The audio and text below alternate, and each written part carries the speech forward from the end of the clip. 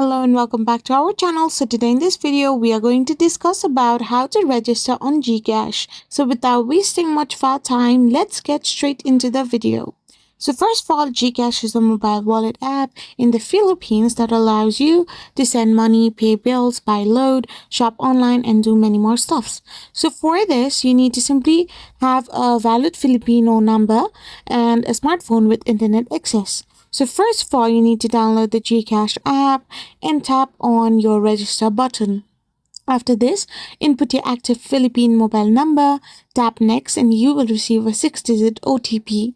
Now simply enter the OTP to verify your number and fill out the basic details like your full name, birthday, nationality, and stuff. Then you need to create your MPIN, that is your mobile PIN code.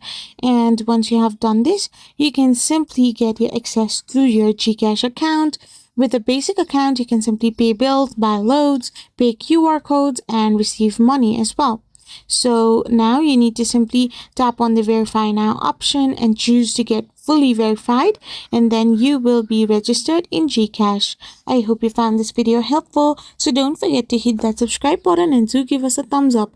We will be back again with more informative videos. Thank you for watching.